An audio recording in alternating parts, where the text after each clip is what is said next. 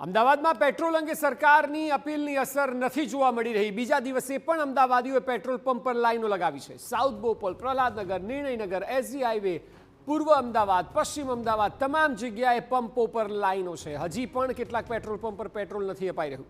અફરાતફરી નહીં મચાવવા સરકારે અપીલ કરી, એ છતાં પણ લોકોની લાંબી લાઈનો જોવા મળી રહી છે। સવાલ એ છે કે આટલું પેનિક કેમ સર્જાયું છે?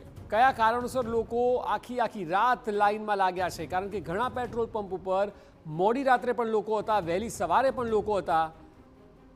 આટલું પેનિક સર્જાવા પાછળનું કારણ શું છે? કઈ એવી અફવા કે બાબત કે જેણે સૌથી વધુ અસર કરી છે? અત્યારે પેટ્રોલ મળી જ રહ્યું છે, પેટ્રોલની કોઈ અછત તો છે નહીં, તો પછી આ સ્થિતિ કેમ સર્જાઈ છે?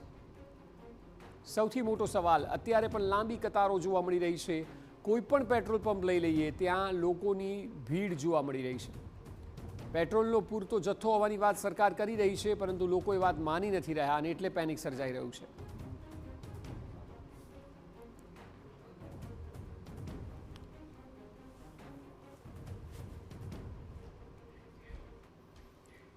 તો આ વિષય પર વધુ માહિતી આપી રહ્યા છે સંવાદદાતા નરેન્દ્ર રાઠોડ। નરેન્દ્ર, જે સ્થિતિ અત્યારે સર્જાઈ છે, એક તો આપ કયા પેટ્રોલ પંપે ઉપસ્થિત છો અને ત્યાં શું જોઈ રહ્યા છો? કેટલી મોટી ભીડ છે?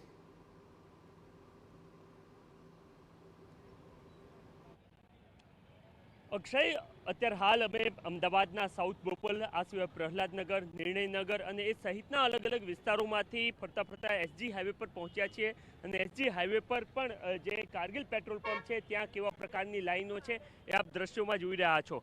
ગઈકાલે જરૂરથી પેટ્રોલ પંપ એસોસિએશન, જે ઓનર એસોસિએશન છે, એમના દ્વારા દાવો કરવામાં આવ્યો હતો કે પૂરતા પ્રમાણમાં પેટ્રોલ પંપ પર પેટ્રોલ ઉપલબ્ધ છે, કોઈએ કતારો લગાવી નહીં, અફરાતફરીનો માહોલ મચાવવો નહીં।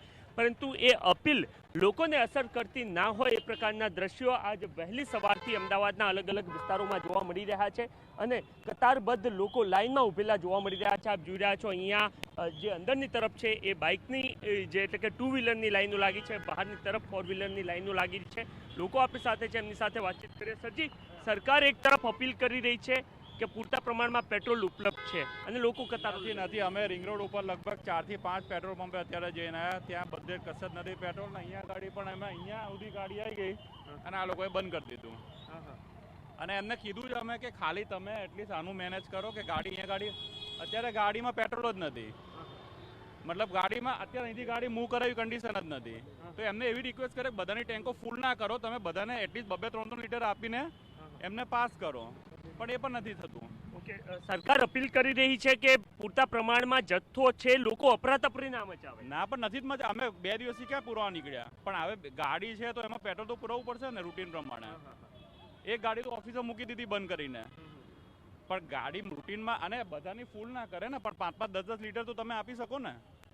ઓકે મેડમ, બીજા પેટ્રોલ પંપ પર જઈને આવ્યા છો કે શું સ્થિતિ છે?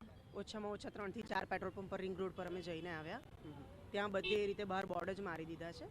આપ જે રીતે કહી રહ્યા છો કે અફરાતફરી ના મચાવવી જોઈએ, તો એ કાલે નથી જ મચાવી, કારણ કે કાલે અતિશય લાઈન હતી, બધા જે રીતે ટેન્ક ફૂલ કરાવતા હતા, તો કાલે અફરાતફરી નથી જ મચાવી। પણ હવે જ્યારે જરૂરિયાત છે, સ્કૂલ છે, ઓફિસ છે, બધું મેન્ટેન કરવાનું હોય કે ઇમરજન્સીનો ટાઈમ છે કે મેડિકલનો ટાઈમ છે, તો એ વખતે મેનેજ કરવા માટે એટલીસ્ટ ગાડીમાં થોડું કંઈક હોય તો એ રાહત મળે।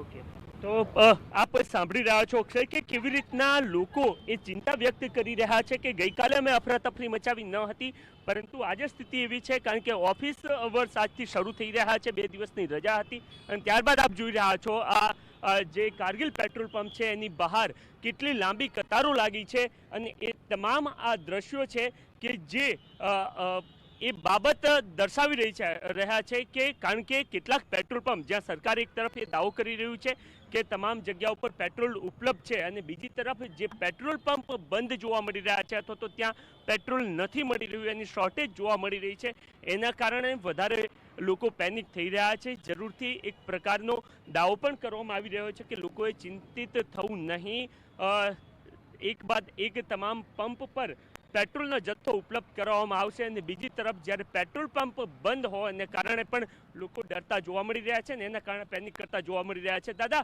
શું કઈ સ્થિતિ છે પેટ્રોલ પંપ પર આજે પણ લાઈનો લાગી છે. સરકાર એક તરફ અપીલ કરી રહી છે કે પેટ્રોલનો જથ્થો ઉપલબ્ધ છે અને બીજી તરફ લોકો લાઈનો લગાવી રહ્યા છે. બરાબર છે. લેનોમાં બહુ ટાઈમ ઊભો પડે છે અને અમે તો ભુજથી આવેલા છીએ એટલે ઊભી જ છૂટકો છે. ઓકે, અમદાવાદી નથી, અમે ભુજથી આવેલા છીએ. એટલે પરત થવા માટે પૂરતું પેટ્રોલ જોઈએ. પેટ્રોલ પૂર જોઈએ એટલે પેટ્રોલ છે નહીં તો લાઈનમાં ઊભા છે અને ડોક્ટરી માટે આવ્યા છીએ, હોસ્પિટલે આવેલા છીએ. ઓકે, તો આપ જોઈ રહ્યા છો કે કેવા પ્રકારની ચિંતા લોકોને જોવા મળી રહી છે. હોસ્પિટલ માટે ભુજથી તેઓ અહીંયા આવ્યા છે, હવે પરત જવું છે, પરંતુ પેટ્રોલ એમને મળી નથી રહ્યું. એના કારણે આ પ્રકારે તેઓ લાઈનમાં ઊભેલા આપને જોવા મળી રહ્યા છે. આપ જ્યાં સુધી જોઈ રહ્યો દૂર સુધી આ પ્રકારની લાઈન જોવા મળી રહી છે અને લોકો ચિંતા વ્યક્ત કરી રહ્યા છે કે જીવન નિર્વાહ માટે. જી બિલકુલ, આ તમામ સ્થિતિ એ રાજ્યમાં અલગ અલગ પેટ્રોલ પંપ પર જોવા મળી રહી છે, કારણ કે લોકોએ પેટ્રોલ ભરાવવા માટે, અને એક ભાઈએ જે કહ્યું એ વાત સાચી પણ હતી કે રૂટીનમાં પણ તો પેટ્રોલ પુરાવવું પડે. હવે લોકો પેનિક જે કરી રહ્યા છે, બધા ફૂલ ટાંકી કરાવી રહ્યા છે, તો અનેક લોકો તો પેટ્રોલ વગર પાછા જઈ રહ્યા છે. હવે એ સ્થિતિમાં લોકો શું કરે? દરેક વ્યક્તિને ફૂલ ટાંકી કરાવવી છે અને કેટલાય લોકોને તો પેટ્રોલ મળતું પણ નથી, જેમની ગાડી અથવા તો ટુ વ્હીલર ચાલે એમ જ નથી.